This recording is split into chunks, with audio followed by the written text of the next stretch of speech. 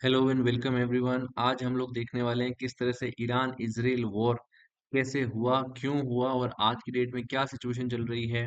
किस तरह से पूरी दुनिया जिस चीज को देखने वाली है, एक्चुअली उसकी सिचुएशन है क्या और क्यों ये सिचुएशन इतनी ज्यादा बिगड़ गई है कि आज पूरे वर्ल्ड वाइड वर्ल्ड वॉर 3 की ऐलान की तरह से इसको देखा जा रहा है। तो शुरुआत करते हैं हम लोग। सबसे पहले ये चीज कहाँ देखी गई है, देखो इस वीडियो के अंदर हम लोग सबसे पहले ये देखेंगे कि आज की डेट में क्या चल रहा है। सेकेंडली हम लोग ये चीज देखेंगे कि इनके पास में किस तरह के वेपन्स हैं, अमेरिका के पास किस तरह के वेपन्स हैं और क्यों इंडिया और बाकी के देश इससे बहुत ज्यादा इफेक्ट हो रहे हैं। ऑयल का क्या सिचुएशन यहाँ पर देखने को मिलता है। और उसके बाद हम लोग ये चीज देखेंगे कि क्या हिस्ट्री रही है ईरान और यूएस की और इसराइल की, जिसके कारण से इनके बीच में इतनी ज्यादा लड़ाई है, इतनी ज्यादा बड़ी दुश्मनी है। शुरुआत करते हैं हम लोग। सबसे पहले ये चीज देखने को मिली है that US and Israel have launched a coordinated strike. यहाँ पर दोनों ने मिलकर के स्ट्राइक यहाँ पर करी है ईरान के ऊपर, जिसमें एपिक फरी नाम जो है वो ऑपरेशन का यूएस ने रखा है और लायंस रोर इसराइल ने रखा है। अब आप सभी के मन में ये क्वेश्चन उठता होगा कि ये एक्चुअल में लड़ रहे क्यों हैं। यूएस तो इतना दूर है और इसराइल इतना दूर है, ईरान का एक पर्टिकुलर नेबर तो कोई भी नहीं है। तो ऐसी सिचुएशन में ऐसा क्या हो गया है कि भाई ये इतना ज्यादा लड़ चुके हैं और सिर्फ लड़ नहीं रहे हैं, ऐसी सिचुएशन में आ चुके हैं कि दोनों ही अपनी पूरी की पूरी जो अस्तित्व है उसको मिटाने की सिचुएशन आ चुकी है। ईरान इस सिचुएशन में है कि वो खुद को खत्म कर देगा, लेकिन वो यूएस और इसराइल को यहाँ पर जो है वो तबाह करके छोड़ेगा। दूसरी तरफ इसराइल का ये सिचुएशन दिख रही है कि उसका कोई पड़ोसी ये है नहीं, इसके बावजूद भी वो उसका पूरा का पूरा अपना पैसा इसके अंदर बर्बाद कर रहा है। आपको जान के हैरानी होगी दैट ईरान जो है, ईरान यहाँ पर दुनिया को पूरे को लग रहा है कि ईरान यहाँ पे हार रहा है, लेकिन एक्चुअल में देखा जाएगा तो जैसे जैसे दिन निकलेंगे तो ईरान जीतने की तरफ चला जाएगा। उसका रीजन बेसिकली क्या है, आप गौर कीजिएगा। रीजन ये है कि ईरान ड्रोन्स को काम में ले रहा है। एक ड्रोन की कॉस्ट लगभग 20,000 से $30,000 के आसपास में है। जबकि अब ये जो ड्रोन्स जब जाते हैं, चाहे वो आसपास के देशों में जाए, चाहे वो इसराइल में जाए, चाहे वो यूएस के जो भी बेसिस है इस एरिया में वहां पर जाए, देखने को ये मिलता है कि इन ड्रोन्स को, जो कि एक दिन में लगभग वो 500 से 800 ड्रोन्स छोड़ता है, हर ड्रोन्स 20,000 के हैं, $20,000 के हैं। लेकिन उसी को मारने के लिए जब आप सामने देखते हैं तो जो मिसाइल आती है, जो वेपन सिस्टम सामने आता है और जो मिसाइल उसके अगेंस्ट जाती है, हर मिसाइल की कीमत लगभग 2 से 3 मिलियन डॉलर्स है। लगभग यूं समझ लीजिए 4 से 5 करोड़ रुपए। इसका मतलब लगभग 3 से 4 लाख रुपए की चीज को मारने के लिए 3 से 4 करोड़ रुपए की चीज उनकी जा रही है। अब सोच के देखिए ईरान को क्या दिक्कत होगी। ईरान के पास ऐसा कहा जा रहा है कि लगभग, एग्जैक्ट इसकी वैल्यू नहीं है, लेकिन ऐसा कहा जा रहा है कि लगभग उसके पास में जो है वो 70 to 80 थाउजेंड ड्रोन्स है। वो हर रोज अगर 500-800 ड्रोन्स भी छोड़ता है तो उसको कोई दिक्कत नहीं है। लेकिन एक बार सोच के देखिए, इन 800 ड्रोन्स को काउंटर करने के लिए कितना ज्यादा अपना खर्च बढ़ाना पड़ेगा इसराइल को और यूएस को और इसके आसपास के जो देश हैं, जैसे कि फॉर एग्जांपल आपके दुबई है ना। इसके अलावा सऊदी अरेबिया है। इन देशों के पास में सिचुएशन ये है कि इनको अपना पूरा का पूरा जो वेपन सिस्टम है, अपने आप को बचाने का जो पूरा सिस्टम है, उस पे बहुत बड़ा खर्चा इनके हो रहा है, क्योंकि एक एक ड्रोन को मारने के लिए उनको इतना काम करना पड़ रहा है। और इससे भी बड़ी चीज जो अभी देखने को मिली है वो ये है कि ईरान ने एक बहुत बड़ी जीत सक्सेस हासिल करी है, जहां पर उन्होंने जो इस पूरे एरिया का जो एक बहुत बड़ा सिस्टम यूएस ने लगा रखा था दुबई और यूएई के एरिया के अंदर, जहां पर वो लगभग 5,000 किलोमीटर के आसपास में जो भी एयरबॉर्न एक्टिविटीज होती थी उनको डिटेक्ट करता था उनका पूरा सिस्टम। उस सिस्टम की पूरी कॉस्ट लगभग 1.2 बिलियन डॉलर्स, लगभग 10 से 12 हजार करोड़ के आसपास में थी। उसको इनके एक ड्रोन ने मार गिराया, यानी कि $20,000 का एक ड्रोन जाकर के उसके अंदर भिड़ा और लगभग 10,000 से 12,000 करोड़ का नुकसान हो गया यूएस को। इस तरह से नुकसान होने के कारण से यूएस के खुद के अंदर एक तरह का आप कह सकते हो कि विरोध शुरू हो गया है। यूएस के खुद के अंदर एक तरह की बात शुरू हो गई है कि इस लड़ाई को लड़ने का हमारा फायदा है क्या। वहीं दूसरी तरफ बाकी सारे देश चिंतित क्यों हैं, तो थोड़ा सा मैं आपको मैप दिखाऊंगा जिससे आपको समझ में आएगा कि भाई बाकी देश चिंतित क्यों हैं। तो सबसे पहले इस चीज को गौर करें। यहाँ पर आपको बीचों बीच देखने को मिल रहा होगा ईरान, है ना। ये मैंने वर्ल्ड मैप जानबूझ करके इस तरह से लिया है ताकि आपको पास में इसके अंदर राइट हैंड साइड में एक्सट्रीम इंडिया भी दिख जाए और आपको फिर बीच के अंदर ईरान भी दिख जाए। और ईरान के जस्ट नीचे अगर आप देखोगे, गौर करोगे, तो यहाँ यूएई जो लिखा हुआ है उसके ऊपर एक छोटी सी गली है ना। छोटी सी गली जैसा एरिया है जहाँ से पर्शियन गल्फ का जो मेन कोर्स है वो निकलता है और इंडिया और बाकी देशों की तरफ आता है। अब मेन यहाँ पर इशू क्या निकल के आ रहा है कि ईरान ने इस पूरे इलाके के अंदर आप गौर करोगे, जो मैंने अभी सर्कल बना करके दिखा रहा हूँ, इस एरिया को स्ट्रेट ऑफ हॉर्मूज कहते हैं। स्ट्रेट मतलब वो छोटी सी गली जो दो बड़े समुद्रों को जोड़ती है। तो यहाँ पर स्ट्रेट ऑफ हॉर्मूज जो है वो बेसिकली आपके पर्शियन गल्फ जो है उसको आपके जो है वो अरेबियन सी से जोड़ता है। तो ये जो स्ट्रेट ऑफ हॉर्मूज है ये बहुत बड़ा, बहुत ज्यादा इंपॉर्टेंट एरिया है। क्यों इंपॉर्टेंट है? उसका रीजन बेसिकली ये है कि दुनिया का लगभग 20% ऑयल सप्लाई यहाँ से जाता है। Qatar, UAE, Saudi Arabia, Iraq या ईरान खुद भी अगर कोई ऑयल एक्सपोर्ट करता है तो वो इसी एरिया से करता है। ऐसी सिचुएशन में अगर इसको पूरा कंट्रोल कर लिया जा रहा है तो वर्ल्ड के अंदर ऑयल की सप्लाई रुक जाती है लगभग 20-30%। और इसका इफेक्ट ये होगा कि वर्ल्ड के अंदर जो ऑयल की कॉस्ट है वो लगातार बढ़ेगी। जैसे रिसेंटली आपने देखा कि ऑयल और पेट्रोलियम से रिलेटेड जितने प्रोडक्ट्स हैं, चाहे फॉर एग्जांपल एलपीजी है या फिर आपके सीएनजी है या फिर जो भी चीजें हैं, ये सब की सबकी कॉस्ट बढ़ने लग गई है। इवन क्रूड ऑयल की कॉस्ट जो कि $60 के आसपास में थी, वो आज की डेट में 120 क्रॉस कर रही है ना, लगभग डबल हो चुकी है। और इंडिया के अंदर सिलेंडर्स भी नहीं मिल रहे हैं। तो ये सारी चीजों का बड़ा कारण क्या है कि ईरान ने जैसे ही ये लड़ाई शुरू हुई, उसके हाथों हाथ ही ईरान ने ये जो सर्कल बना हुआ एरिया है इसको कैप्चर कर लिया और कह दिया कि अब मैं इस एरिया में से किसी भी शिप को जाने नहीं दूंगा। आप गौर करें, यूएस बहुत कोशिश कर रहा है कि वो इस एरिया के अंदर से शिप्स को निकाल सके, लेकिन एक्चुअली सिचुएशन क्या होती है कि जितने भी इस तरह के ऑयल टैंकर्स होते हैं या फिर वेसल्स होती हैं, उनका उनको पानी में उतरने से पहले ही उनका इंश्योरेंस होता है। और अगर ये इंश्योरेंस मिलता है तो तभी वो लोग उतरते हैं। बिना इंश्योरेंस के पानी में गाड़ी डालना, इसका मतलब ये है कि आप घाटे में जाओगे। तो ऐसी सिचुएशन जहाँ पर कोई भी अगर यहाँ पर शिप आती है तो ईरान उसको उड़ा देता है। तो इंश्योरेंस कंपनी कोई भी उनको इंश्योरेंस प्रोवाइड नहीं कर रही है क्योंकि उनका साफ साफ घाटा दिख रहा है। ऐसे में सभी शिप्स ने लगभग मना कर दिया कि हम लोग इस एरिया में नहीं जाएंगे। ईरान ने रिसेंटली कुछ एक शिप्स ने जाने की कोशिश की थी, उनको भी मार गिराया है। तो इस चीज के कारण से यहाँ पर पूरे एरिया में नेवल ब्लॉकेड हो चुका है। आपको ये मैं बता दूं कि यूएस ने बहुत कोशिश करी है इस एरिया को फ्री करने की, और इतनी कोशिश करी है लगभग ईरान की जो नेवी है उसको खत्म सा कर दिया है। ईरान को बहुत बुरी तरीके से नेवल नुकसान पहुंचाया गया है। यहाँ तक कि रिसेंटली कल ही डोनाल्ड ट्रंप का स्टेटमेंट आया था कि हमने उनकी एयरफोर्स और उनकी नेवी लगभग पूरी खत्म कर दी है। ऐसी सिचुएशन के अंदर यहाँ पर इसके बावजूद भी ईरान लगातार कोशिश करके और अपने इस एरिया को बचाने की कोशिश कर रहा है, और साथ में पूरा का पूरा कब्जा स्ट्रेट ऑफ हॉर्मूज पे कर रखा है ताकि वो पूरी की पूरी एनर्जी के क्रिटिकल चेक पॉइंट्स को जो है उसको चोक कर दे और कोई भी अपना ऑयल एक्सपोर्ट ना कर सके। ये भी ध्यान रखें कि अमेरिका के ऊपर इस चीज का दबाव डालने के लिए, अब गौर कीजिएगा, मैं आपको ये मैप दिखाऊंगा।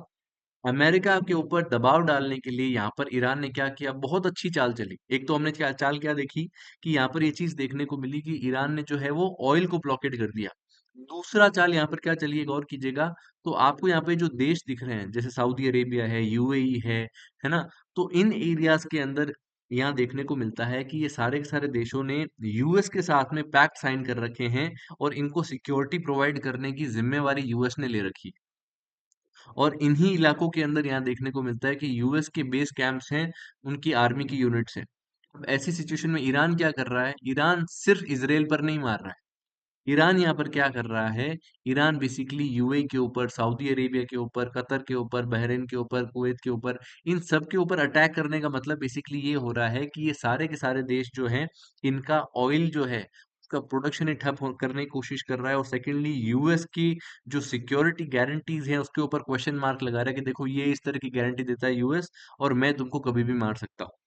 तीसरी चीज जो देखने को मिल रही है वो ये है कि ईरान की, आपने गौर किया होगा कि इसराइल जब भी मिसाइल मारता है तो उसको कोई बड़ी बात नहीं मानते, लेकिन ईरान की अगर कोई भी मिसाइल इसराइल में लग जाती है तो उसको एक बड़ी बात माना जाता है। आपने गौर किया हो अगर, ये जो चीज है उसका कारण क्या है, ये भी चीज हम लोग अभी देख लेते हैं। इसका बड़ा रीजन यहाँ पर ये देखने को मिलता है कि एक्चुअल में जब ईरान एक मिसाइल छोड़ता है तो उसकी मिसाइल को लगभग यहाँ पर 5 से 6, आप कह सकते हो, चक्रव्यूह क्रॉस करने पड़ते हैं, तब जाकर के वो इसराइल पहुंच पाता है। एक बार गौर कीजिएगा, वापस से एक मैप को मैं दिखाता हूँ आपको।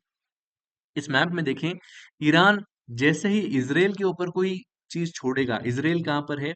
आप गौर करें, आपकी जो लेफ्ट हैंड साइड की तरफ हम लोग देखोगे तो ईरान के पास में है इराक, इराक के पास में है सीरिया और जॉर्डन के पास में फिर छोटा सा इसराइल है। अब यहाँ पर क्या देखने को मिल रहा है कि ईरान जो है वो अगर यहाँ पर हमला करता है इजराइल की तरफ, तो उसको क्या करेगा, पहले तो ईरान की जैसे ही वहां से निकलेगा, तो इराक का जो एरिया है जहाँ पे लगभग यूएस का ही कंट्रोल है, उसमें यूएस का पेट्रियोट सिस्टम है ना, हार्ड सिस्टम है। इन दोनों सिस्टम्स को उस मिसाइल को क्रॉस करना पड़ेगा, और वो सिस्टम से अगर मान लीजिए वो क्रॉस हो गई, वहां पर वो जो है न्यूट्रलाइज नहीं हुई, तो उसके बाद में फिर वो जॉर्डन और सीरिया के एरिया में एंटर करती है। इनका खुद का अपना अलग सिस्टम है, इनके सिस्टम के अंदर आकर के भी वो न्यूट्रलाइज हो सकती है। इन दोनों सिस्टम में ही अगर आकर के न्यूट्रलाइज नहीं हुई है, तो ऐसे में इजराइल का खुद का सिस्टम एक्टिवेट हो जाएगा वो मिसाइल देख करके। अगर ये चार चक्र भी उसने तोड़ दिए, तो उसके बाद में यहाँ पर इजराइल के खुद के अंदर तीन चक्रव्यूह और है, और उसके अंदर अगर शुरू के दो भी तोड़ दिए, तो लास्ट आयरन डोम है। आयरन डोम की ये कैपेसिटी है कि वो लगभग 2000 मिसाइल्स एक साथ में रोक सकता है। अगर 2000 मिसाइलें भी आप अगर डाल देते हो इजराइल पर एक साथ, तो वो उसको रोक लेगा। ऐसी सिचुएशन के अंदर इजराइल को पूरा का पूरा मारना या वहां पर एक भी मिसाइल गिराना ईरान के लिए बहुत मुश्किल काम है, क्योंकि उसको एक बहुत बड़े सिक्योरिटी चैनल से गुजरना पड़ता है। और दूसरी चीज ये भी देखने को मिलती है कि भी इनकी नेवी भी इन्होंने लगभग खत्म कर दी। तो ऐसे में अपने मेन लैंड से ही इनको सारा हमला करना पड़ेगा, और ये बहुत बड़ा चैलेंज यहाँ पर इनके सामने देखने को मिल रहा है। लेकिन इसके बावजूद भी ईरान के सामने, ईरान की ये बड़ी चीज है कि इन्होंने ना ही केवल इसराइल के अंदर हमले करे हैं, बल्कि सक्सेसफुल अटेम्प्ट्स भी इनके देखने को मिले हैं, जिसके कारण से पूरी दुनिया जो है वो ईरान की इस काम के लिए ये समझ रही है कि उसने एक अच्छा डिफेंस सिस्टम डेवलप किया है। दूसरी चीज ये देखने को मिल रही है कि ये भी अब कई तरह की अफवाहें भी इसके अंदर सामने आ रही है, जैसे जैसे ही यहाँ पर जो है वो खमीनी की डेथ होती है, जो जैसे ही ये वॉर फर्स्ट स्टेप पे शुरू होता है, और यहाँ पर अमेरिका जो है वो एपिक फेरी के तहत जैसे ही ईरान के अंदर बॉम्ब ब्लास्ट करता है, उसके साथ में जो नेक्स्ट लीडर यहाँ पर जो है वो डिक्लेयर किए जाते हैं। तो आज की डेट में कहा जा रहा है कि जो उनके सन है, आयतुल्ला खामेनी के जो सन है, जिनको डिक्लेयर किया गया है, अब उन्हें भी रशिया लेके जाया जा चुका है, ताकि यहाँ पे ईरान में वापस से उनको ना मारा जा सके, है ना। तो इस तरह की सारी बातें चल रही है, और ये ईरान जो है, ईरान, इसराइल और यूएस, ये लड़ रहे हैं इस तरह से, इतनी बुरी तरीके से यहाँ पर इश्यूज चल रहे हैं। लेकिन एक क्वेश्चन आप अभी भी, हमने जवाब नहीं दिया है, एक क्वेश्चन अभी भी अटका हुआ है कि सर ये आखिर लड़ रहे क्यों हैं।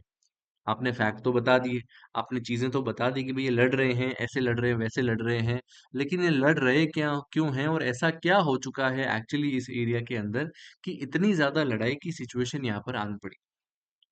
गौर कीजिए, यहाँ पर सिचुएशन ये है कि ईरान के साथ में हिस्टोरिकली ही बहुत ज्यादा घाटा हुआ है, बहुत ज्यादा गलत इसके साथ व्यवहार किया गया है। कैसे गलत किया गया है, थोड़ा सा हम लोग उसको देखने की यहाँ पर जो है कोशिश करते हैं, है ना। ये ईरान के पास जो बैलिस्टिक मिसाइल है, उसको एक बार शॉर्ट में हम लोग देख लेते हैं। हज कासिम नाम की मिसाइल है, खैबर है, खादर है, इमाद है। इनका वॉरहेड लगभग 1000 केजी के आसपास में है, और रेंज 2000 किलोमीटर के आसपास तक है इनके पास में। तो अच्छी मिसाइल्स इन्होंने डेवलप कर ली, जबकि इनके पास पैसा और साइंस दोनों नहीं थी। सबसे घातक चीज जो इसराइल के सामने आ रही है, वो ये दो ड्रोन्स हैं, जिसमें शहीद एक ड्रोन है। ये वही ड्रोन है जिसने अमेरिकन सिस्टम को मारा है ना। 10,000 करोड़ का जो चूना लगाया है अमेरिका को, वो इसने लगाया है ना। And second is Mohajer drone. ये दो ड्रोन्स यहाँ पर देखने को मिले। तो हम लोग वापस यहाँ पर आते हैं। ये जो मैंने आपको बताया था, आयरन डोम, डेविड स्लिंग और एरो, ये तीन तरह की यहाँ पर डिफेंस सिस्टम इसराइल के खुद के हैं। कोई भी मिसाइल आएगी तो उसको मार गिराएगा। अब यहाँ पर क्या चीज देखने को मिलती है कि क्या हिस्ट्री है इसराइल की, ईरान की, और क्यों इनके, अमेरिका के और इन सब लोगों के बीच में लड़ाइयाँ चलती रहती है। शुरुआत करते हैं हम लोग। शुरुआत में ये देखने को मिला कि एक्चुअली जो मुस्लिम्स हैं, मुस्लिम जो कम्युनिटी है, इनके अंदर दो तरह के डिवाइड देखने को मिलती है। जातिवाद देखने को मिलता है, जातिवाद का सिस्टम देखने को मिलता है, जहाँ पर जब मोहम्मद साहब की डेथ होती है, तो उनके डेथ होने के बाद में उनका वारिस कौन बने, उनके बाद में गद्दी को कौन संभाले, उसका एक बहुत बड़ा क्वेश्चन था। तो हिस्टोरियंस यहाँ पर ये बात कहते हैं कि इस क्वेश्चन का जो सोल्यूशन है, उसमें दो तरह के बंटवारे यहाँ देखने को मिले इस तरह की कम्युनिटी के अंदर। पहला जो देखने को मिला, पहले उन लोगों ने ये कहा कि जो अबू बकर है, यानी कि जो एक फ्रेंड, अच्छे फ्रेंड हैं, उनको यहाँ पर जो है बेसिकली मोहम्मद साहब का जो अच्छे फ्रेंड है, जो कि बहुत केपेबल पर्सन है और जो लीड कर सकते हैं, इनको यहाँ पर जो है वो राजा बनाया जाए, इनको हमारा लीडर बनाया जाए। दूसरी तरफ जो लोग थे उनका ये कहना था कि नहीं, चाहे कोई भी कितना भी कैपेबल हो, जो मोहम्मद साहब हैं उनके जो वंशज लोग हैं, उनके जो वंश के अंदर जो लोग आते हैं, उन्हीं को यहाँ पर जो है यहाँ पर बनाया जाना चाहिए। और अली जो है ये इस तरह का क्लेम यहाँ पे निकल कर के आ रहा है। कुछ कुछ लोग कह रहे हैं अली को बनाया जाए, कुछ लोगों का कहना था कि जो कैपेबल फ्रेंड अबू बकर हैं मोहम्मद साहब के, उनको यहाँ पर जो है वो लीडरशिप के अंदर डाला जाए। अब ऐसी सिचुएशन में यहाँ पर ये देखने को मिलता है कि ये दोनों अलग-अलग फील्ड बन गए, दोनों ने अलग-अलग सेपरेट यहाँ पर काम शुरू कर लिया और एज़ सच यहाँ पर 2 पार्ट बन जाते हैं इस पूरे के पूरी लड़ाई के अंदर, जहाँ पर ये देखने को मिलता है कि इस्लाम जो है वो 2 पार्ट में डिवाइड हो जाता है, एक शिया और एक सुन्नी। सुन्नी मुस्लिम्स वो हैं जो मानते हैं कि जो अबू बकर है, यानी कि जो फ्रेंड है आपके मोहम्मद साहब के, वो वास्तव में सही क्लीन है और हम लोग उनके साथ जाएँगे। तो जो उनके साथ गए वो सुन्नी मुस्लिम्स हो गए। और वहीं ऐसे लोग जो कि प्रॉफिट की फैमिली के साथ में, यानी कि मोहम्मद साहब की फैमिली के साथ रहे, उन्हीं को उन्होंने अपना राजा माना, वो शिया मुस्लिम्स हो गए। अब यहाँ पर गौर कीजिएगा, जो शिया और सुन्नी मुस्लिम्स हैं उसमें वैसे एज सच बड़ा फर्क नहीं है, लेकिन जैसे जातिवाद का फर्क होता है हमारे यहाँ पे इंडिया के अंदर कि भाई ये ब्राह्मण है, ये कायस्थ है, या ये जो है वो एससी एसटी है, तो वैसे ही यहाँ पर इनके बीच में भी फर्क होता है। दोनों ही ये समझते हैं कि ओरिजिनल हम हैं, वास्तविक हम हैं, दूसरा जो है वो नकली है। अब यहाँ पर गौर करें, दुनिया को भी इस तरह से बांटा गया है। दुनिया के अंदर ईरान एक ऐसा देश है जो कि वास्तव में शिया मुस्लिम्स का देश है। शिया मुस्लिम्स दुनिया में बहुत कम है। वहीं बाकी जितने मुस्लिम्स देश हैं लगभग सबके अंदर सुन्नी मुस्लिम्स हैं। इंडिया में भी लगभग जो मुस्लिम्स हैं वो सुन्नी मुस्लिम हैं, शिया मुस्लिम्स बहुत कम हैं। ठीक है ना? तो ऐसे में शिया मुस्लिम्स जो है उनकी लीड लेने की यहाँ पर प्रयास करता है और ईरान उसी के अंदर यहाँ पर देखने को मिलता है। अब आप गौर करोगे तो ये पूरा का पूरा मिडल ईस्ट का एरिया है। ये सारा का सारा except the green part of Iran, ये सारा का सारा जो है बेसिकली सुन्नी मुस्लिम्स का एरिया है और सिर्फ ग्रीन एरिया जो ईरान का है वो बेसिकली मेजोरिटी है किसकी, तो शिया मुस्लिम्स की यहाँ पर मेजोरिटी है ना। ईरान की भाषा भी अलग है, बाकी सारे देश जो है उनकी भाषा जो है वो आपकी अरब भाषा है, जबकि इनकी भाषा जो है वो पर्शियन देखने को मिलती है, जो फारसी है, यानी कि हमारे जो कोर्ट्स के अंदर जो भाषा चलती है ना। आप लोगों ने कई बार नाम सुना होगा कि वकालतनामा, फर्द तलबाना, तो ये क्या चीज है, ये पर्शियन लैंग्वेज के कुछ पार्ट जो हमारे देश के अंदर है, तो वो ईरान के पार्ट है। ईरान से संबंध हमारा उस समय से देखने को मिलता है। अब हम लोग आते हैं 200 साल पहले के आसपास की सिचुएशन में कि ऐसा क्या हो गया। देखिए गौर करें, आप अगर गौर करोगे तो ये जो पूरा इलाका है, वापस हम लोग मैप पर जाते हैं। देखो, अब ये जो पूरा इलाका है इसके अंदर ये देखने को मिल रहा है कि ये एरिया आज से 200 साल पहले अगर हम लोग गौर करें तो 200 साल पहले सिचुएशन ये थी कि ईरान के ऊपर का जो एरिया है वो लगभग सारा यूएसएसआर का था। आज की डेट में जो इतने सारे देश हैं, अजरबैजान वगैरह सब कुछ हैं, ये सारे देश पहले नहीं थे और सिर्फ यूएसएसआर था। और ईरान के ऊपर तक, ईरान के नॉर्थ तक लगभग यूएसएसआर ही था, है ना। वहीं दूसरी तरफ ईरान के जो राइट हैंड साइड का एरिया है, अफगानिस्तान, पाकिस्तान, इंडिया, तो आपको पता है कि इस एरिया के अंदर ब्रिटिशर्स का राज था। अब यहाँ पर क्या देखने को मिलता है कि इस पूरे इलाके में या तो यूएसएसआर का राज है या ब्रिटिशर्स का राज था, लेकिन ईरान जो है वो अपने टेपोग्राफी और ज्योग्राफी के कारण से किसी के अंदर भी नहीं आ पा रहा था और एक्चुअली बात यह है कि कोई इसको कैप्चर नहीं कर पा रहा था। अब ऐसी सिचुएशन के अंदर रशिया एक तरफ से पुश कर रहा है कि भाई मेरे अंदर डाल दिया जाए ईरान को और वो उसको कैप्चर कर ले, दूसरी तरफ ब्रिटेन कोशिश कर रहा है कि उसके हाथ में आ जाए। अब ऐसी सिचुएशन के अंदर यहाँ देखने को मिलता है कि ईरान जो है वो लगभग इनके बीच में फंस जाता है और उनके बीच में फंसने के बाद में यहाँ पर जो है वो लगभग ब्रिटिशर्स जो हैं वो उनको दबा देते हैं और दबाने के बाद में यहाँ के राजा को अपने हिसाब से चलाने की कोशिश करते हैं। कोई भी देश इनके अंदर इतना ज्यादा इंटरेस्टेड नहीं था। ठीक है, अपना एम्पायर बढ़ाने के लिए रशिया एक तरफ कोशिश कर रहा है, ईरान एक तरफ कोशिश कर रहा है, लेकिन अब ये चीज देखने को मिली कि बड़ा बदलाव 1908 के आसपास आने का देखने को मिलता है, जब यहाँ पर विलियम डिक्री नाम की जो पर्सन है वो यहाँ पर ऑयल की खोज कर लेते हैं, पेट्रोलियम की खोज कर लेते हैं और इस खोज होने के साथ में ही ईरान की एकाएक वैल्यू बढ़ जाती है दुनिया के अंदर कि यार ये तो गजब है ना। ये तो एक ऐसा देश है जिसके अंदर इतना ज्यादा पेट्रोलियम है कि अगर हमारे पास में आ गया तो लगभग हम लोग जो है वो दुनिया में सबसे अमीर बन जाएंगे, इंडस्ट्रियल रेवोल्यूशन को हम लोग फंड कर पाएंगे, बहुत सारा ऑयल दे करके हम मशीनरीज को चला पाएंगे।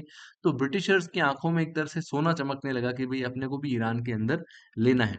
ऐसा यहाँ पर ईरान के साथ बात की गई, ईरान पे हमला करने की कोशिश की गई और अल्टीमेटली ईरान को एक ऐसी डील दी गई जहाँ पे ईरान के लोगों को तो कुछ नहीं मिल रहा था, और वहां के सारा उसको कैप्चर करके उसका ऑयल लेकर के और ब्रिटिशर्स जा रहे थे। अब देखो इस वीडियो में आपको दिखेगा ईरान को सारे प्रॉफिट का सिर्फ 16% शेयर मिल रहा था, और वो भी वो 16% क्या चीज है कि भाई वहाँ का मेंटेनेंस हो गया, वहाँ के जो एम्प्लॉयज हैं उनको मिनिमम जो सैलरी दी जानी चाहिए वो दी जा रही थी, और सारा का सारा 84% प्रॉफिट जो है वो यूके के पास जा रहा था, आपके ब्रिटिशर्स के पास में जा रहा था। तो ये चीजों का बहुत विरोध हुआ और पूरी की पूरी जो जनता है वो राजा के खिलाफ खड़ी हो गई कि यार ये क्या तरीका है ना? और अल्टीमेटली यहाँ पर क्या देखने को मिला कि ज़्यादा लड़ाई होने के कारण से, ज़्यादा इस तरह का विरोध होने के कारण से, अल्टीमेटली वहाँ पे लोगों की इच्छा के कारण से एक और नई अथॉरिटी, वहाँ का पार्लियामेंट बनाया गया, मजलिस नाम का जो पार्लियामेंट है वो बनाया गया। और ये जो पार्लियामेंट है, ये यहाँ पर जो है बेसिकली साथ आ गया और कहा गया कि भाई राजा अब पार्लियामेंट के साथ मिलके काम करेगा। हालांकि ये चीज बनाई गई थी, रिलीजियस उलेमास को यहाँ पर ऊपर लाया गया था कि भाई रिलीजियस अथॉरिटीज के साथ में काम हो, सिर्फ राजा काम ना करे। लेकिन अल्टीमेटली इससे ज्यादा फर्क नहीं पड़ पाया, और किंग ने पावर शेयर तो करी, लेकिन अल्टीमेटली जो डिसीजन मेकिंग अथॉरिटी थी वो किंग के पास में रही थी।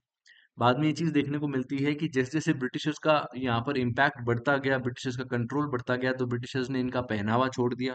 ब्रिटिशर्स ने कहा कि अब कोई बाहर बुर्का पहन के नहीं निकल सकता। अब सोच के देखिए, इस्लामिक कंट्री है, इस्लाम के लोग वहां पर रहते हैं, वो अपना धर्म फॉलो कर रहे हैं, और ब्रिटिशर्स यहाँ पर ये बात कह रहे हैं कि नहीं, तुमको वो पहनना पड़ेगा जो हम कह रहे हैं, तुम अपनी इच्छा का नहीं पहन सकते। ये चीज के कारण से और विरोध होने लगा कि भाई राजा कुछ बोलता ही नहीं है, उलेमास कुछ बोल क्यों नहीं रहे हैं, ये ब्रिटिशर्स पहले ऑयल लेके चले गए, अब पहनावा भी हमारे हमारा अपने हिसाब से करना चाह रहे हैं। ये देश हमारा है कि ब्रिटिशर्स का है? यूके में थोड़ी बैठे हैं हम लोग। तो ये चीज के कारण से यहाँ पर बहुत ज्यादा विरोध होने लगा, और देखने को ये मिला कि सेकेंड वर्ल्ड वॉर के तहत यहाँ पर जो है बेसिकली ईरान के अंदर लड़ाइयाँ शुरू हो गई, और यहाँ पर यूएसएसआर ने भी हमला कर दिया ईरान के अंदर, और दूसरी तरफ ब्रिटेन ने भी हमला कर दिया ताकि वो अपने सप्लाईज जो है वो लगातार चलाए रख सके। और ऐसी सिचुएशन के अंदर पूरा देश लगभग निस्ते नाबूद सा हो गया, महंगाई 400 गुना बढ़ गई। 400 गुना का मतलब जो चीज आज लगभग आपको 40 रुपए में मिल रही है, वही चीज आपको बाद में जो है वो 4,000 रुपए में मिलेगी। एक ही चीज 40 रुपए की, और कल वो चीज 4,000 की हो जाएगी, तो सोचिए कितना ज्यादा खतरनाक सिचुएशन आएगी। तो वैसे ही सिचुएशन खराब थी, रिलीजियसली आपने और खराब कर दी। उसके बाद में आपने जो है वो कॉस्ट लगा दी, ऑयल के पैसे आप देते नहीं हो, और अब 400 टाइम इन्फ्लेशन हो गया। तो इसका अल्टीमेटली इफेक्ट यहाँ पर जो है वो ये देखने को मिलता है कि ईरान के लोग ही वहां पर एक नया प्राइम मिनिस्टर चूज कर लेते हैं, मोहम्मद मोसाक को, और यहाँ पर जो है वो राजा को कह देते हैं कि भाई तुम फ्री हो, हमारी तरफ से हम तुमको अलाउ नहीं करेंगे। अब राजा जो है वो कुछ नहीं करेगा, और वहां के जो प्राइम मिनिस्टर है वो देश का हित समझ करके, और देश को जो हित जिसके अंदर होगा उसी को आगे यहाँ पर रखेंगे। अब जैसे ये चीज हुई तो ईरान अपने स्वार्थ का और अपनी बेसिकली नेशनल इंटरेस्ट पर काम करने लगा, लेकिन ये नेशनल इंटरेस्ट कतई भी यूके को, ब्रिटेन को मंजूर नहीं है, क्योंकि सारा प्रॉफिट उनका हो रहा था, और उसके सपोर्ट से यूएस का हो रहा था, उनको सारा का सारा ऑयल मिल रहा था, कम कॉस्ट पे मिल रहा था, और लागत कुछ थी नहीं, रिस्पॉन्सिबिलिटी कुछ थी नहीं। लेकिन जैसे ही ये काम हुआ, नया प्राइम मिनिस्टर इलेक्ट होता है और धीरे धीरे वो अपने हिसाब से नेशनलाइज करने लगता है ऑयल इंडस्ट्री वगैरह को, तो यूएस और ब्रिटेन को गुस्सा आता है, और वो क्या करते हैं, वो जो कि ब्रिटिशर्स, वो जो कि यूएस के लोग डेमोक्रेसी को हाँकते हैं, कहते हैं कि डेमोक्रेसी को हम लोग चलाते हैं, वास्तव में इन्होंने 1953 के अंदर यूएस और यूके ने यहाँ पर एक सीक्रेट ऑपरेशन लॉन्च करते हैं, डेमोक्रेटिक इलेक्टेड प्राइम मिनिस्टर को मार देते हैं, हटा देते हैं, और वापस से सारी पावर जो है वो वहाँ का जो शाह है, वहाँ के जो राजा हैं, उसके हाथ में डाल देते हैं। ये चीज़ ईरान का जो ट्रस्ट था आसपास के देशों पर और यूएस पर, वो सारा का सारा खत्म कर देती है कि भाई ये चीज़ गलत है। अब इसके बाद में वापस राजा का राज आ जाता है, वापस वही महंगाई, वापस सारा यूएस पर डिपेंडेंस और सब कुछ शुरू हो जाता है। ये चीज़ के होने के बाद में यहाँ पर इन्हीं के बीच का एक जो पर्सन है, खमीनी नाम के जो पर्सन है, ये यहाँ पर राइज करते हैं। ये शुरुआत से ही एक लीडरशिप क्वालिटी के पर्सन थे। ये जो अभी आपने देखा होगा अयतुल्ला खामेनी जी की जिनकी डेथ हुई है, ये उनके फादर है ना? तो ये जो पर्सन है, ये शुरुआत से ही लीडरशिप क्वालिटी रखते थे, और बाद में इन्होंने, क्योंकि बहुत ज्यादा यूनाइटेड स्टेट्स ने इनके साथ गलत किया था इंटरप्ट करके, और बेसिकली यहाँ के प्राइम मिनिस्टर को हटा दिया, सब कुछ कर दिया, ईरान के साथ जो गलत हुआ, इसका, इस सिचुएशन का यहाँ पर फायदा इन्होंने उठाया, और उठा करके अल्टीमेटली ये राइज करने लगे, राजा का विरोध किया, और विरोध करके सिचुएशन इतनी ज्यादा अपने फेवर में कर ली कि अल्टीमेटली 1979 में इस्लामिक रेवोल्यूशन होता है। हजारों लाखों लोग यहाँ पर रोड पर आ जाते हैं, प्रोटेस्ट करते हैं, प्रोटेस्ट करने के बाद में जो ये पर्सन है शाह, जो यहाँ का राजा है उसको हटा दिया जाता है और वो पर्सन जो है वो भाग करके यूएस चले जाते हैं, ये कह करके कि मेरे को एक मेडिकल ट्रीटमेंट लेना है। उनको भी पता है कि भाई भारत में अगर ईरान में रहे तो उनकी हड्डी पसली वो तोड़ देंगे। तो इसलिए वो पहले ही वहां पर चले जाते हैं कि भाई लोगों का विरोध इतना ज्यादा बढ़ जाए कि मुझे ही मार दे, इससे पहले मैं चला जाता हूँ। तो यहाँ पर ये चीज़ देखने को मिलती है कि ये शाह यहाँ से चले जाते हैं और ख़ामेनी जो है वो यहाँ पर देश के अंदर वापस आ जाते हैं, लोग उनका स्वागत करते हैं। और एक्चुअली ख़ामेनी जो उस समय जो है वो यूएस के अंदर होते हैं सारे सिचुएशन देख करके, और वहाँ से सारा का सारा जो रेवोल्यूशन है वो चला रहे होते हैं। ये इंसिडेंट्स के बाद में वो वापस से ईरान आ जाते हैं और आने के बाद में यहाँ पर इस इलाके के अंदर कंप्लीटली अपना कंट्रोल ले लेते हैं और इस्लामिक रिपब्लिक को यहाँ पे स्टैब्लिश करते हैं। इस्लाम अब इस समय के बाद से यहाँ पर जो है बेसिकली रिलीजियसली चलने लगता है। रिलीजियस उलेमा यहाँ पर चलाएगा, रिलीजियस हेड जो होगा देश का वही देश को चलाएगा। यहाँ पर इस तरह का सिचुएशन बनने लगती है। अब यहाँ पर क्या चीज देखने को मिलती है कि बड़ी कारण जिसके कारण से यूएस से वैसे तो लड़ाई चल ही रही है, एंगर तो बढ़ ही गया है। अब बड़ी लड़ाई यूएस के साथ में ईगो की लड़ाई कब बन गई? तब बन गई जब यूएस यहाँ पर जो है बेसिकली वहाँ का जो राजा है ईरान का उसको छोड़ नहीं रहा था, उसको वापस देश भेज नहीं रहा था, और ईरान लगातार कह रहा था कि ये जो गद्दार है इसको वापस हमारे देश में भेजो। लेकिन फिर भी यूएस उसको सपोर्ट कर रहा था, और ऐसा यूएस एम्बेसी के अंदर जो ईरान में एम्बेसी थी वहां पर जाकर के लोगों ने आग लगा दी। वहां पर अमेरिकन हॉस्टेजेस को रख लिया, लगभग 1 डेढ़ साल तक रखा रखा, जिसके कारण से यूएस और ईरान के संबंध खराब होते गए। अब ये खराब संबंध होने के कारण से अल्टीमेटली यहाँ पर क्या देखने को मिलता है कि इराक और ईरान, ये दोनों का संबंध, इराक और ईरान आपस में जो है पास पास में देश है, तो इसका इफेक्ट यहाँ पर क्या हुआ कि जो इराक है उसके अंदर सद्दाम हुसैन जो पर्सन थे वो उसको वहां पर लीड करते थे, वो राजा थे। तो उनको यहाँ पर सपोर्ट करके यूएस ने क्या कहा कि तुम जो है वो ईरान के ऊपर हमला कर दो। तो ईरान का एक तरफ से दिक्कत ये आ गई कि यहाँ पर जो है वो इराक को यूएस सपोर्ट कर रहा है और ईरान पे हमला हो रहा है, और दूसरी तरफ देश के खुद के अंदर जो है वो शांति नहीं है। तो खमीनी इस समय के अंदर बहुत ज्यादा इन्होंने जो है वो पेशेंस रखा, अच्छी लीडरशिप क्वालिटी दिखा करके, और अल्टीमेटली अपने देश को इस एरिया से निकाला। ठीक है ना? तो ये चीज के कारण से यहाँ पर ईरान जो है वो इतना ज्यादा जबरदस्त तरीके से यहाँ पे मूव कर सका। और इस टाइम पीरियड के बाद में अल्टीमेटली इराक ईरान की इस वॉर के अंदर तो कुछ बाहर आउटपुट नहीं निकला, कुछ हासिल नहीं हुआ। लेकिन ईरान को ये चीज समझ में जरूर आ गई कि जब ये हमला हुआ तो आसपास का कोई मुस्लिम देश मेरे साथ नहीं था, कोई मुस्लिम देश मेरे साथ नहीं था, तो अल्टीमेटली वापस से यूएस अगर इस तरह की कोई चीज करेगा तो कोई कुछ नहीं कर पाएगा। तो ऐसे में मैं क्या कर सकता हूँ? तो मेरे को खुद की आर्मी बनानी पड़ेगी, खुद के ये सारे वेपन्स बनाने पड़ेंगे, किसी के भरोसे में नहीं रह सकता हूँ। सेकेंडली, जितने भी ऐसे देश हैं जो मुस्लिम्स का विरोध करते हैं, मैं उनका विरोध करता हूँ। मुस्लिम्स को जगाए रखने की, और शिया मुस्लिम स्पेसिफिकली का लीडर दुनिया में मैं हूँ। अब आपको मैं बता दूं कि जो इसराइल देश है वो ऐसा देश है जो मुस्लिम देशों के बीच में बसा हुआ है, और वो ऐसा देश है जो मुस्लिम्स के, उनका जो प्राइम मिनिस्टर है वो मुस्लिम्स को लगभग हेट ही करते हैं, क्योंकि वो जू है। वो पूरा देश जूस का है, और वो जूस जो है वो मुस्लिम्स को हेट करते हैं। पैलेस्टीन का जो पूरा एरिया है वहां पर वो चाहते हैं कि भी जो मुस्लिम्स है वो ना रहें, हम ही वहां पर रहें। वो एक अलग इशू है, कभी हम लोग इसराइल पैलेस्टीन देखेंगे तब लोग उसको देखेंगे। अब होता क्या है कि इसराइल पैलेस्टीन वाले इशू के अंदर पैलेस्टीन जो मुस्लिम्स हैं उनको इसराइल वाले मारने की कोशिश करते हैं, उनको रेज आउट करने की कोशिश करते हैं, जैसे 2023 से जो लड़ाई चल रही है उसमें देखने को मिल रहा है। तो ऐसी सिचुएशन के अंदर ईरान को ये बुरा लगता है कि भाई क्यों मार रहे हैं इनको, तो ईरान क्या करता है, डायरेक्टली इस कॉन्फ्लिक्ट में ना जाने के बजाय जो जो टेररिस्ट ग्रुप इस एरिया के अंदर है उन सबको हेल्प करता है। और इन टेररिस्ट ग्रुप्स के साथ में यहाँ पे मिल करके वो क्या करता है, ईरान जो है इन टेररिस्ट ग्रुप के साथ मिल करके, और बेसिकली उनको वेपन्स देता है, उनको सारा का सारा एम्यूनेशन देता है, और कहता है जा सिमरन जा जी ले अपनी जिंदगी। जिसके कारण से यहाँ पर जितने भी यहाँ पर टेररिस्ट ग्रुप्स हैं, चाहे वो हिजबुल्लाह हो, चाहे वो आपके जो है यमन के अंदर जो आपके हौदीस निकल के आ रहे हों, या फिर जो भी लोग हैं जो कि टेररिस्ट हैं, उन सबको फंड करने का काम ईरान कर रहा है। इस फंड करने के कारण से इसराइल के नाक में दम हो चुका है, क्योंकि पैलेस्टीन के सारे जितने टेररिस्ट हैं वो सारे ईरान फंड कर रहा है। और सीरिया के अंदर जो पनपने वाले जो हैं गोलान हाइट्स पर जो है, उन सबको दे रहा है। तो एक तरह से सारा का सारा इसराइल के अंदर होने वाले इश्यूज और टेररिस्ट अटैक का जो जिम्मेवार है वो ईरान है। और इस कारण से बेसिकली इसराइल और ईरान के बीच में लड़ाइयाँ शुरू हो गई।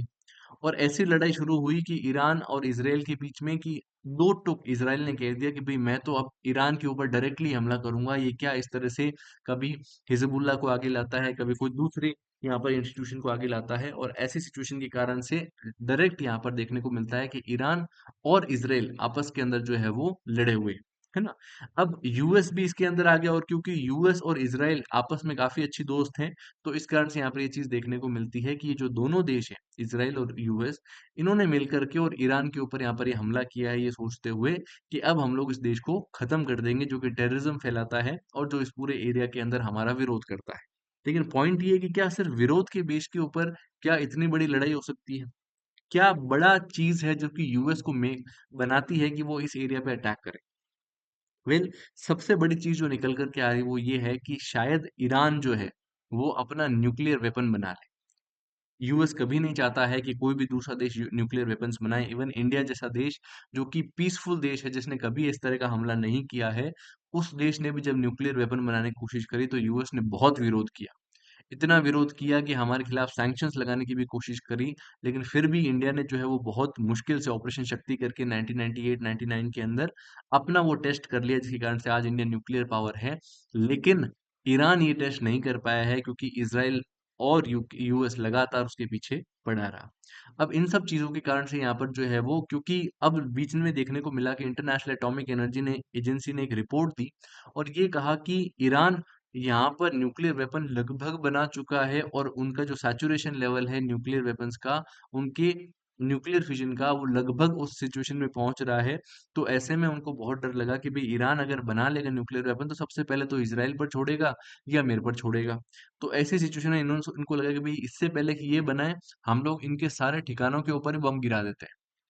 और ये चीज के बेस के ऊपर इन्होंने कहा कि अब हम लोग यहाँ की पूरी जो गवर्नेंस है, जो आर्मी है, उन सबको खत्म कर देंगे। और इसलिए ये लड़ाई बेसिकली सारी की सारी शुरू हुई, जो कि शुरुआत सबसे पहले हुई थी, ब्रिटिशर्स इसको कैप्चर करते थे और बाद में राजा का रूल आया और उस रूल से यूएस को फायदा होने लगा, तो वहां के प्राइम मिनिस्टर को भी उसने मार दिया और अल्टीमेटली उस राजा के राज से हटा करके खमीनी जो है वो ईरान को इंडिपेंडेंस की तरफ लेकर के जाते हैं, जिससे यूएस और भड़क जाता है और अल्टीमेटली यहाँ पर न्यूक्लियर वेपन बनाने की जब कोशिश करते हैं तो यूएस इनके खिलाफ हमले करने की कोशिशें करने लगता है। तो ये सारी चीज़ों के कारण से आज की डेट में ईरान-इराक का वॉर चलता है और इस हिसाब से लगभग चल रहा है।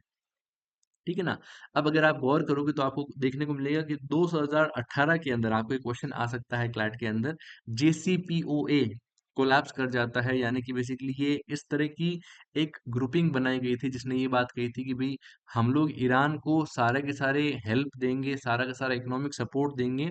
ईरान ये प्रॉमिस कर दे कि वो न्यूक्लियर वेपन्स नहीं बनाएगा। ईरान ने प्रॉमिस कर भी दिया था, लेकिन बाद में यूएस ने खुद नहीं कह दिया कि नहीं, मेरे को तो इस प्रॉमिस का मतलब नहीं है, मैं तो बम गिराऊंगा। ठीक है ना?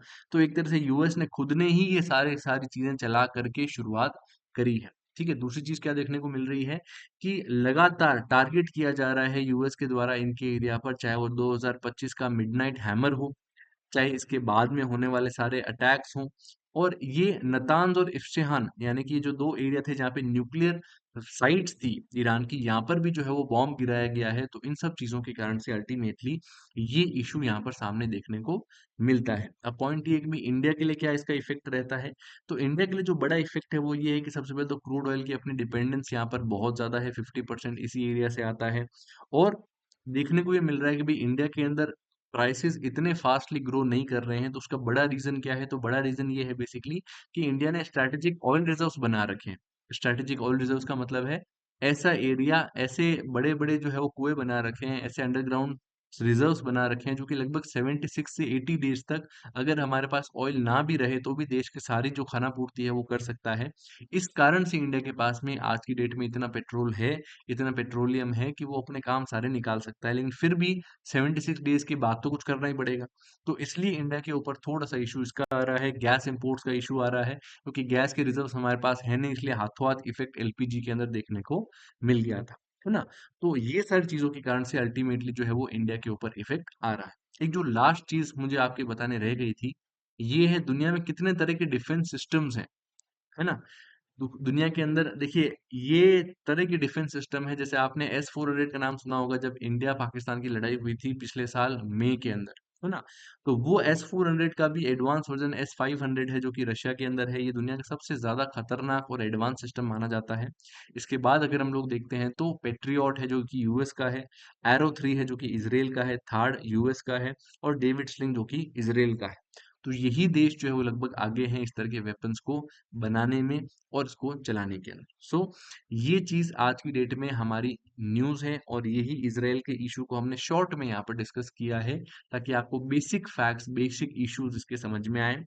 और भी कोई चीज़ हो तो आप मुझे मैसेज कर सकते हैं, आप हमें कमेंट कर सकते हैं, हम लोग उसका आंसर देंगे। कोई और तरह का वीडियो बनाने की आपकी इच्छा हो कि सर इसके ऊपर बनाएँ तो वो भी चीज़ हम लोग देख सकते हैं।